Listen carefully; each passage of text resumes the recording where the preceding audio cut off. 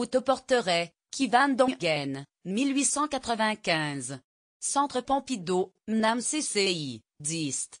REMEN Grand Palais Philippe Mijat Droit d'auteur, à date JP 2018, Paris. Alors que la capitale vit au rythme de la saison hollandaise au Petit Palais, Florian Zélé, rédacteur en chef invité du Figaroscope, a adoré plonger dans l'œuvre de jeunesse du peintre exposée au musée de Montmartre, à 2 pas du bateau Lavoir où le Néerlandais a séjourné en voisin de Picasso.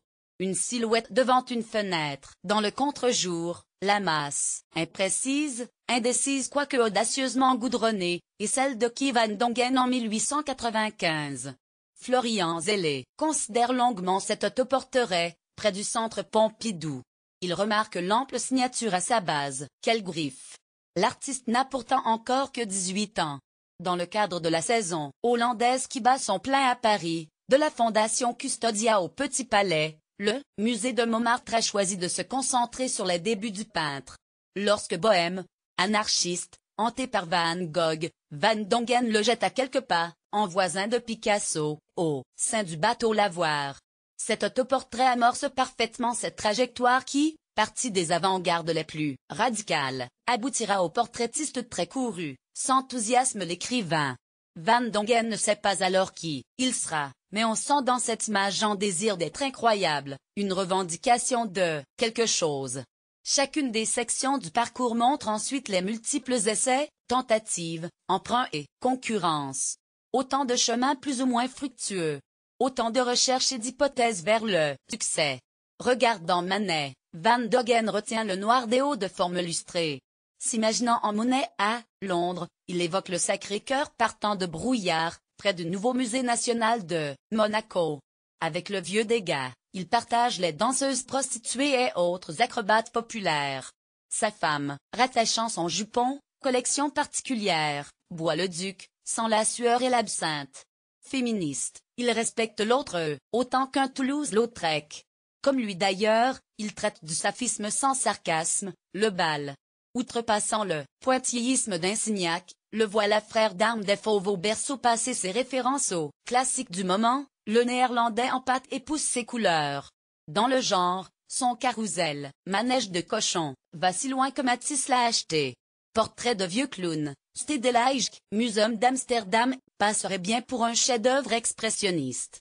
Imaginez un Cézanne besognant à la truelle, un strabisme gros plan.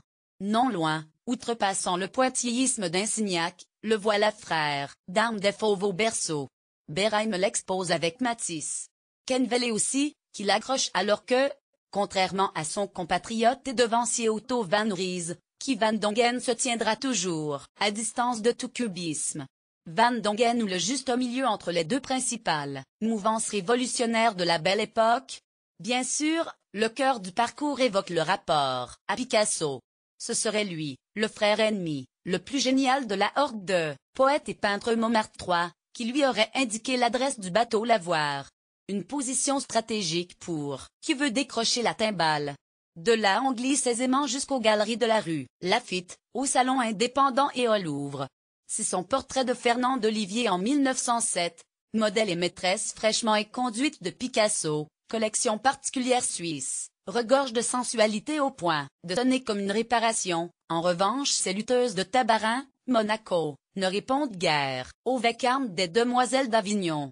Le noir illustrateur de l'assiette au beurre et de la revue blanche a, là, échoué. Les dernières salles montrent un Van Dongen cultivant dès lors le mythe de la butte tout vivant, jusqu'à sa fin en 1968 et Monaco, de sa gloire mondaine. Van Dongen et le bateau Lavoir au musée de Montmartre, 14, rue Cortot, 18e, téléphone, 01 49 25 89 39. Horaire, TLJ de 10h à 18h. Jusqu'au 26 août. Catalogue aux éditions Somogy, 151 p, 19 €.